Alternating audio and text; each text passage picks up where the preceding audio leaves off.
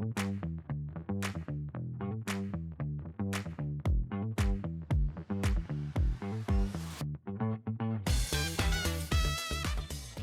guys, this is Fernando here, your host. Welcome to Unboxed Creativity. We have Manny here and we have Val. What up, guys? Excited to be back. We have some great topics today, so I can't wait to talk about it. Yeah, can't wait. Today we got some cool stuff. We're going to talk a little bit about technology, about new trends. Everyone's talking about things like AI. So we're definitely going to touch on that and on some things like Chat GPT, and we're going to talk a little bit about Netflix and Black Mirror, the new season that came out that also touches a little bit on those subjects. So first thing I'm going to start with is just our main question for today, and I'm going to start with Val, and it's the same question for you both. How have you been using AI so far, and what have you been thinking about that? And let's first focus on how we use that for work. So how we use that for creative purposes, and then we can jump into something a little bit deeper and talk about the misuses of AI and all the problems that it can bring. So Val, if you want to start with that. Yeah, so it's been like a couple months. I started, okay, let's try to get into this. I feel that it is very new. There's a lot of stigma about it. And I'm like, okay, my first choice was let's try to create image. Like, I was like, I really want to get into it. So I use the free trial of Midjourney and try to figure out how to, do the prompt to image and everything else. So definitely I've been using from like only AI software, Midjourney, and I think it's pretty incredible. Like my first tries, I would just put something and get a super random outcome that looked pretty good, but throughout like just practicing and stuff, now if I ask what I want, I will get it. So then is when like that transition where okay, AI looks pretty scary. It's very like the detail, like the quality of image you can get is crazy, but still cannot just nail any idea you have in mind. You really need to be very descriptive, very know the language of the program and everything in order to get out like something that you will love. But definitely I've been using that, a lot of stock image, a lot of like backgrounds and just graphic things that I can just use as a part of a whole thing. Like I don't use AI just for fun. I think it's been more of a tool, and also it's a really awesome exercise to be creative with, from words to image. I think it's one of my favorite. But So other than that, just one question. I haven't really used Midjourney yet, and I know what it is. So just to explain to everyone else, it is a tool that you would say a word or give a description, and then it gives you an image, right? It's not like ChatGPT where it gives you a text, right? Can you talk a little bit about like how it works? Just like a brief explanation of how it works. So first impression, I never been like really into gaming things, Twitch or Discord, but I had Discord from school, so I had the account, and then that's the first thing you need to have, a Discord account, and then the Midjourney, and they sync together, and then it works like a chat. So I'll say layout is kind of like Chat GPT, and then you have to just do dash imagine, and then you can have like a flower drawing, I don't know, like whatever you think of. Like honestly, I'll do it. So dash imagine a flower driving a car, and I'll put the image of whatever I just said here and show everybody. So you can just put that in and they'll give you an outcome. And then from there, you have like 4 choices, and you can pick one and like keep developing the same image. So let's imagine you have the four image, you like the second one, you can scale up or do variations of that one, and then from that one you can just keep, like, you pick the first image and keep modifying them until like you're satisfied with whatever you have. So that's kind of the deal there. But then you realize that it's not only like the main thing you're gonna have. If you don't have any description of visual language, you're just gonna get probably some random art style. It could be a watercolor, it can be anything that the machine picks. But if you're very specific, like, I want a cinematic, I want this type of lighting, I want this, and you're like very descriptive with the visual language, you might nail a really incredible image. So yeah, that's pretty much it. It's like, how in ChatGPT you can always make the answer better. So it's kind of the same thing, but with image.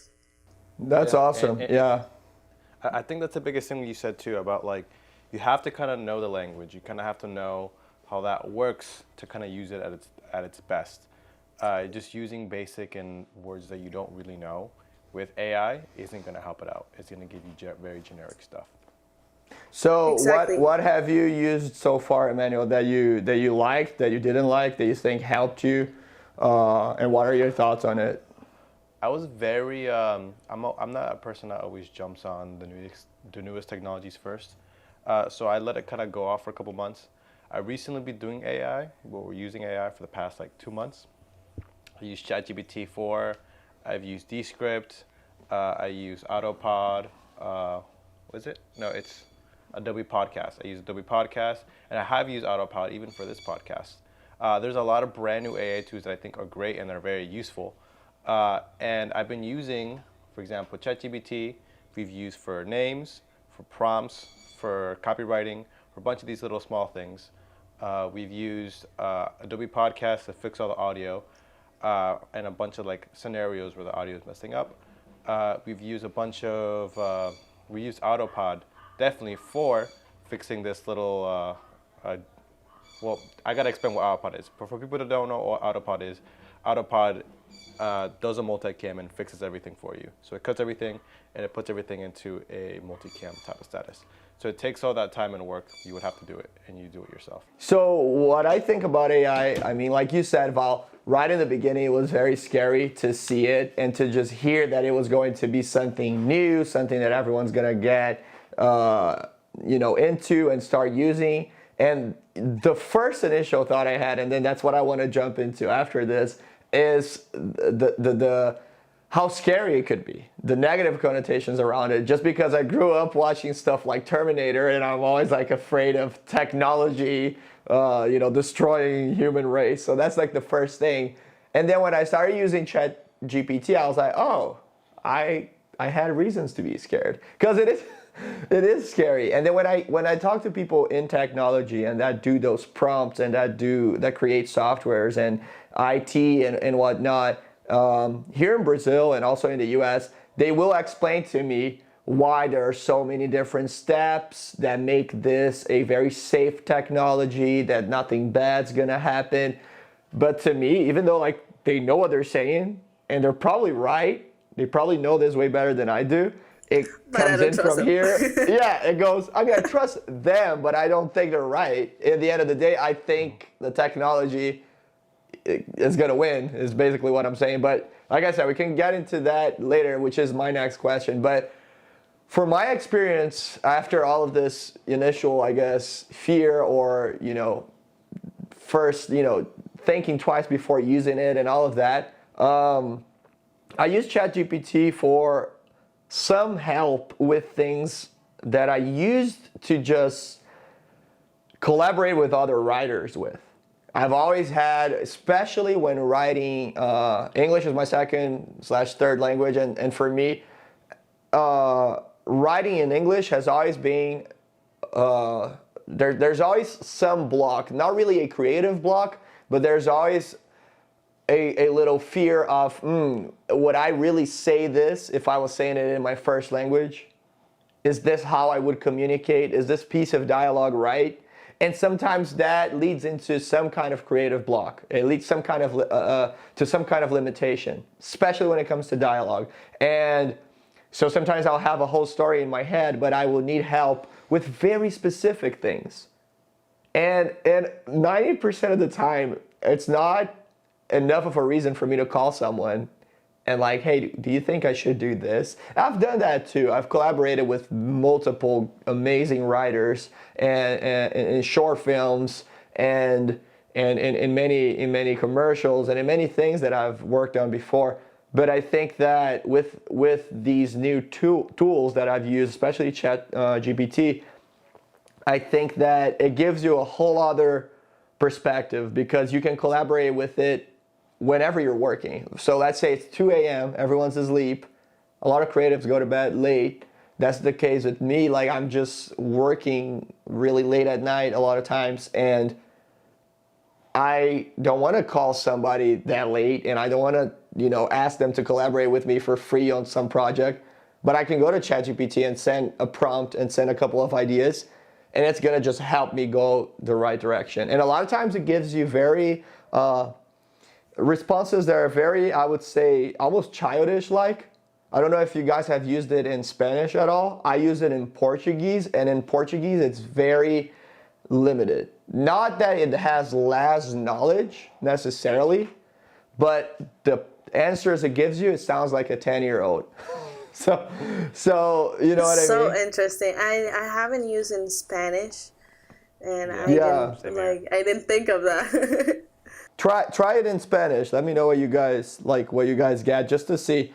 But in Portuguese, it definitely gives me answers that are not as good as it does in English. But anyway, so that's what I have used so far. And I did send some ideas, some programs, some software to you guys that I learned in my master's in storytelling, especially because it was mostly the kind of software that would help create content for different platforms. So every day that goes by, there's a new platform out there. There is Threads just came out from Instagram, which is kind of like a Twitter. Yesterday, right? Yeah, like a Twitter competitor, and it has. I mean, yesterday it already had 30 million users, and Twitter's going down. So Instagram's going up, and Instagram's part of Meta, so it has like Facebook, it has Threads now. It's a whole thing. It's a whole, I would say almost like a technology, like a revolution going on right now. And what am I getting to with this? It's that there's so many different tools that you can use because there's so many different platforms. And sometimes it takes longer for us to create content for different platforms than it does for us to create the original content in the first place. So we know how to light a scene, we know how to direct, we know how to shoot, how to write, but when we go and we have to edit for different platforms, it takes longer. So I think AI is helping a lot with that kind of mechanical work. I was going to say that it just helped the process, sometimes helps the brainstorming part, just picking the name for this podcast. We abuse and we end up like picking something that came from us, not from that, but it gave us so many ideas and we try so many different names. I feel like the same thing is with like an image, I try to do this and that, and sometimes it's so detailed that I could look at something that I created with AI and be like, oh, let me recreate this with actual lights, actual camera, and stuff like that. It's been in that point that even the AI helps my creativity to like do things different. Like it's something that you kind of have like a sense of how that would look, but it helps so much with the brainstorming, with building up into an actual idea. So I think that's a positive side, and like how fast it works, because it's scary. I remember just cutting a multicam. I did it for a client, and it will take hours. It will take so much, and even that you could mask your thing and do the multicam and just click here and there, still it takes a lot to like get that process done. And then you use autopilot and it's boom, business done. Yeah. And then you can focus in the story, you can focus in the scope. You can focus in so many other things that will make it strong. You cannot rely on it. Like, oh yeah, this is AI, do the work for me. Because like it won't do the work, but it will make the process like faster. So that's definitely something good. I think that's what a lot of people that don't really understand AI are scared about AI. I think once you start using AI for your work, I would compare it to the first time I learned about the internet when I was a kid. I thought it could answer everything. And funny enough, how I write stuff on ChatGPT is how I used to write stuff when I would go on the internet. I'd be like, hey, how do I do this, this, and this? And then the internet wouldn't really give me a right answer. And now ChatGPT gives me that answer that as a kid, I would think I would have to talk to a computer like I talk to a person. And then now in the computer, you just put, I need 13 water bottles for this, blah, blah, blah, blah. And then it searches it up. Now ChatGPT, you talk to it more like as a person, which is interesting. But everything has its limitations. And the more you use AI, and the more you see, okay, this needs someone to tell it what to do. This needs something to be guided. And once it has that guideline, then it can kind of get to work. And I think that's what people get scared about. People think, oh, it's gonna take my job. It's gonna take this. Maybe some jobs. I'm not gonna be 100% like, oh, AI is not really gonna do that. But it's definitely gonna make a lot of stuff easier. Copywriting. Like instead of having a person copyright everything, now you have all these ideas. Instead of that, I think it is scary to a certain extent. If you put your mind into it. But It's gonna say, oh shit. so let's jump into that section. Let's talk about that flip side though. You can start, Emmanuel, but let's talk about that, and also if you guys saw the episode, John is awful from Black Mirror, the new season, the first episode. If you want to like touch on that a little bit, but also on the, I guess on the flip side, on the negative sides of where AI can take us, and what's on your mind for that? I would say this. AI is just another example of how technology can make things easier. And I like to compare it in a way of like back then, let's take music for example. If you want to be a famous artist, a famous musician, you'd have to learn an instrument, be really good at singing, be able to dance, you have to be like the perfect star. And if you look at the biggest stars back then, all of them had that. All of them had their own identity and then could do that to the peak. They weren't just a singer. They were an actor. They were an audience. Like they could get an audience's attention. Nowadays, not saying that artists don't do that, but it's easier to get from knowing nothing to knowing a little bit with technology. Now you can use a laptop to make music. You don't need to go and learn a whole guitar. You can just boom, put things on your computer, and they can get you closer to that level. You still need to learn, and you still need to get better at it. And I feel like it's the difference between being a novice to knowing a little bit, and then you still have to get to past that point of knowing it to being a professional. I think AI can now get people that don't know too much to that moderate level. You can now know things, and you can now do things better even if you don't know the language, even if you don't know the knowledge, in particular, even if you haven't experienced it, because you can have these ideas and AI can fill in the blanks instead of a person that's been in the industry for 5-10 years and now has all those things filled in their mind and then can do it themselves. You can see the ease of use now with how technology is, like with everything. If you look at like let's say like dishwashing, you just put your plates in a dishwasher and then it cleans it faster. Back then you have to do it all one by one. And things are all moving to that. Now there's technologies that make things a little easier. I think AI would be super useful for coding. You just put a basic code in and then you go in and put a personality into it, make it into something that's more useful. So it's definitely, I think it's a step to kind of get away from that hour grinding work, like the podcast, like editing all those multicams. It definitely can help that and maybe even make you stay more creative as you go along. Awesome. Val, what do you think? Well, I support everything Emmanuel says. Like, it's a great tool. You won't get something that easy. You need to be very specific, know the program, know the language, and then you'll get a nice like workflow with it.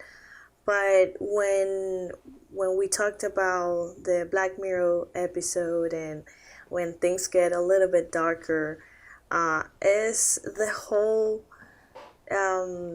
to me, what it can get really twisted is like the human output, just like avoid like entitling AI to behave like a human. It is not. It's very rational. It's very straightforward. It has just a line. So when I saw the episode and see how, yeah, like I don't doubt it can in the future be, you can just buy a character. You don't have to direct anybody anymore, and just be like build a whole movie with AI characters that just have this character development and everything that is just from taken from other movies and stuff like that. But when it gets very scary, it's like because it's already scary seeing how people get super into social media and living through that image they create, and it gets very like harmful for their mental health, because if they don't have likes and stuff like that. So like to me, to get that and put it into the AI mixed with virtual reality and stuff like that, I just feel like people, if they're like struggling to like have human connection and like be like, I don't know, happy with their life, I feel like it's gonna be even more intense if we go that route. Like it's like that is the part that is like, to me, gets scary. That is like, if you think that an AI can replace a human, then like you're not understanding the whole point of being a human. Like that's one part that could be operated like a machine. But if you replace one thing for the other, I feel like people are gonna start getting just like very mental about human relations and stuff like that. Like it's already weird that a lot of people works remotely. I do work remotely, but I have this interaction time when I'm on set and stuff like that, so I do have a lot of human interaction. But just being behind a screen and talking to machines can make you isolated. And if you find, like, I don't know if you used the AI in Snapchat, which is like a little friend you can talk to. No? No, I haven't used it. No. That's when I thought, oh shit, this is so scary. Because like you'll be like, hey AI, how's your day? I'm good, blah blah blah. What type of music do you like? And you can have a whole conversation. And there's a lot of people out there that crave that a lot, and they don't have a buddy to just hang out and be like, hey, what's up? Let's drink some beers and talk about life. They will talk to a machine that has a pretty accurate outcome, and then imagine you get attached just like Her, like the movie Her. Yeah. Like a younger, this younger, more lonely generation that we're seeing, right? It's scary that they could get very attached to those, right? Exactly. I think in the professional world, it's not as crazy as teenagers and like that emotional part, because as a human, we love interaction, we love to be social, and we need that attention. And if like an AI can give you that attention, I think that is very dangerous. Like that's the only thing that I'm like. I also think, have you guys ever seen that South Park episode from the latest season, where they use AI to text their girlfriends? So No. instead of the girlfriend texting her boyfriend, he would copy it, put it on ChatGPT, and then it would respond, and then she'd be like, "Oh, he's such a great texter." I definitely see it leading into that. Like people could just be like, do I really want to talk to so-and-so? Do I really? You can even put it in a company setting, a personal setting. You can be like, hey, every time you talk to me, quote unquote, DM me, you're talking to an AI. And then the AI tells me what you said afterwards. And hey, my friend's annoying. He's always texting me. He's always sending me memes. Have an AI respond to him and make sure he's satisfied with my responses. A girlfriend or even a wife, she's bugging me too much. put this AI thing to just respond to her, talk to her throughout the day, and give her attention.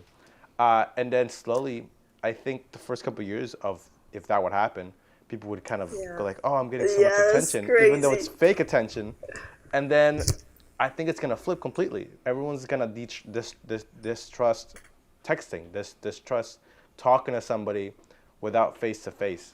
And I think a lot of people are already not enjoying texting and video calling and stuff like that. They don't get that connection as they could face to face. Yeah, 100%. That's really interesting because you guys talked about Black Mirror a little bit, talked about I think her, right? So that's where the emotional connection comes in. With I want to say with the Black Mirror episode, basically what they're touching on is very similar to what's going on right now in Hollywood with the strike from the writers, because the idea is that, hey, if studios start using AI to write scripts, and if studios start using AI to recreate the faces of actors, then these actors can literally just sign a contract. They basically sell their image to a studio, and the studio is able to use that image to create as much digital content as they want. When you have that, and then on top of that, you have the growth in technology where we're losing more and more our privacy in social media, then you get a really scary formula. And that's where I think the episode touches on. No, you're right, because as what scares me as a human is that emotional part where people are gonna get lost into it. But if we think of like the professional, that is gonna be like there's an social media effect where there's overload of content, but just because people figure out that whatever you want to watch you're gonna see, Exactly. and then that's what I want to be producing for yourself, like Fernando's. So I'll be like targeting that, but it's at the end it's an overwhelming overload of content. So it will, like, if it's so easy to produce, so easy to just target, what are the chances that we are actually gonna keep enjoying that, or are we gonna be like super addicted to just consume stuff, like where's the limit? And because if it's super fast to create it, if you can just target your audience, if you can just have a face that is a character, you don't have human resources, you just have that. It's like, when is a story gonna be original? When is a story gonna connect with your human values and stuff like that? And even the complete laws of like human work behind that, because you're using an algorithm to target the audiences that you want.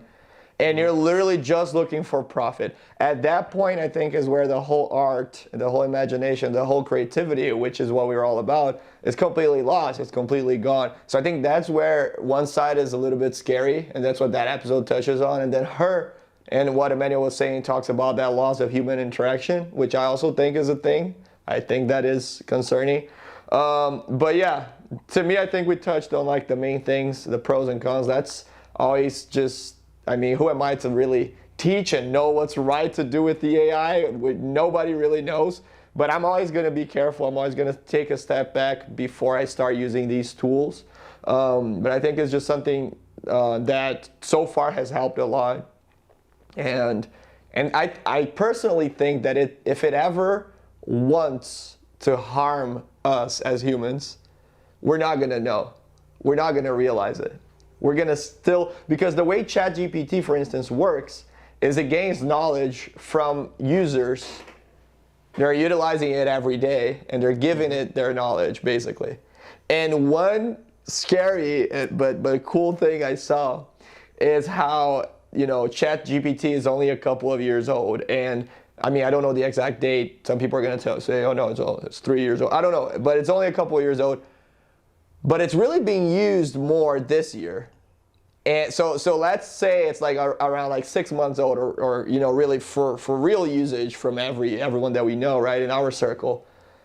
If it was a human baby and it was 6 months old, it wouldn't be saying even a word, probably would be learning its first, words or trying to do, I don't know, the first steps or whatever.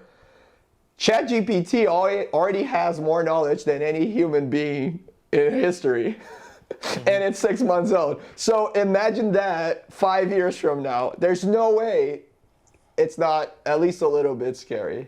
So when I saw that, I was like, oh, cool. Awesome. I'm just happy, and who knows, maybe they'll make an AI with the human touch, or they could replicate the human touch. I think that the biggest thing right now is seeing how AI needs somebody behind it.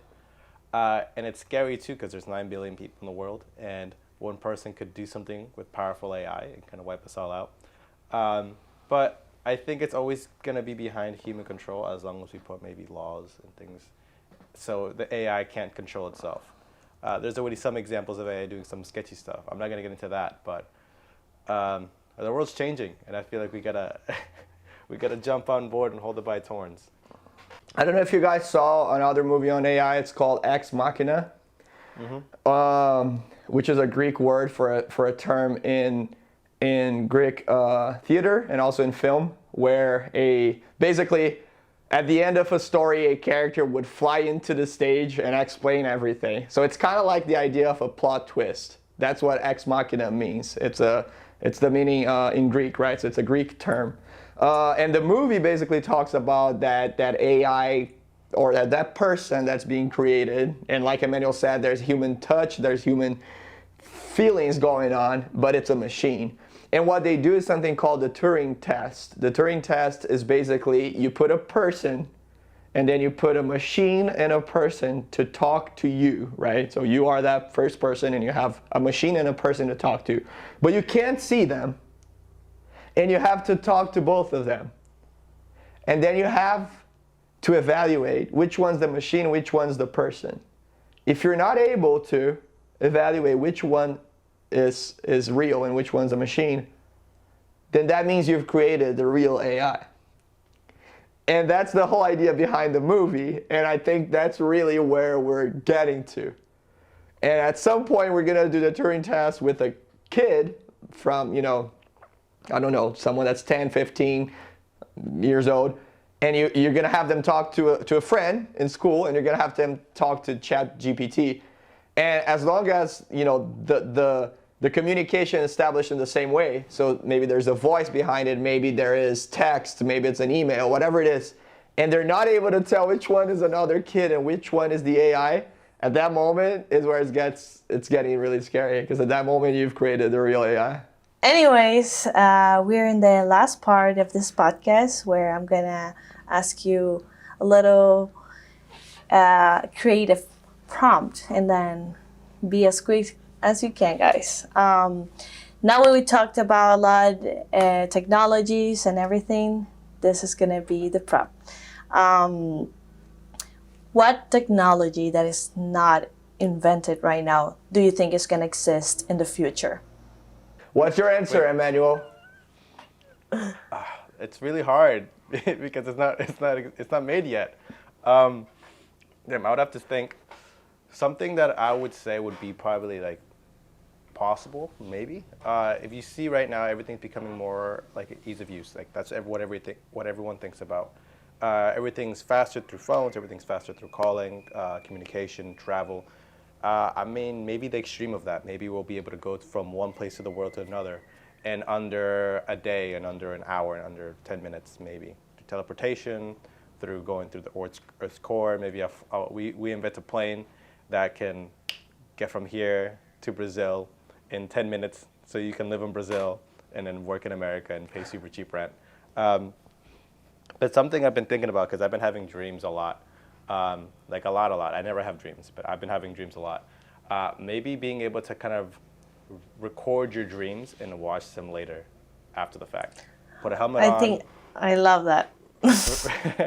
Record your dreams and then just like maybe watch them by yourself or watch them with friends. I personally wouldn't watch them with other people because I don't trust myself. I don't trust my subconscious. So I'll probably be doing something sketchy and then I'll be like, yo! But kind of like seeing like what things I thought of, and maybe those giving you inspiration for what you're going to be doing the next couple months. I like that. Man. That's my favorite one. I Yeah. would love that. What? Okay, you win. You what? win. Val, what So, about you? I think that technology. Let's see. Well, my first choice would be teletransportation. Like a technology, you can just be simultaneously in places and have that. But I don't want to think that it's gonna be totally digital.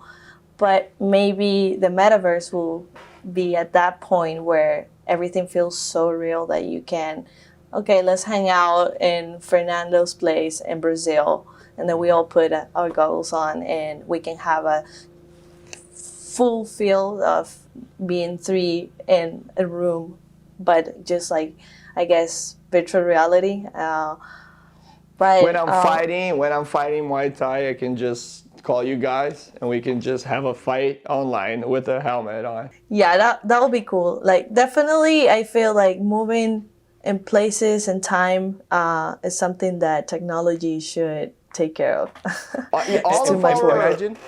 Imagine going to history class and just putting a VR set and be like, hey, let's go to ancient Rome and see what happened in ancient Rome for today. all And of just see things our happen. Yeah, all of our answers have to do with, in one way or another, changing what's around us, changing sound, changing space, changing time. So changing our perception of those things, which is really cool. Teletransportation, or even what Emmanuel said, traveling in time. So like time travel has always been something in science fiction that we've talked about. For me, I was talking about flying cars, which is always a method of transportation, you know, faster than the ways that we have right now. We're different. So I think we have that in common, all of our answers. Awesome, that was great. I love this episode. I think we talked about a lot of important, a lot of cool stuff. Definitely a lot of technology, creativity, which is our main thing here. So it was great. It was a great time. And I hope you guys liked it. Hope you guys stay tuned. And yeah, we're on different platforms. Emmanuel, what platforms are we on? Tell us. We're in a lot. We're on Instagram. We're on Spotify. We're on a lot of podcasting. YouTube, platforms. TikTok. YouTube and TikTok as well. Yeah, Perfect. YouTube, you're gonna see a lot of our stuff there, and yeah, TikTok, Instagram, you're gonna see a lot of our stuff. Maybe even Facebook. We haven't thought about Facebook, but we'll see how Facebook works in the next couple of months if we enjoy using it. Cool. Awesome. Thank you guys for tuning in.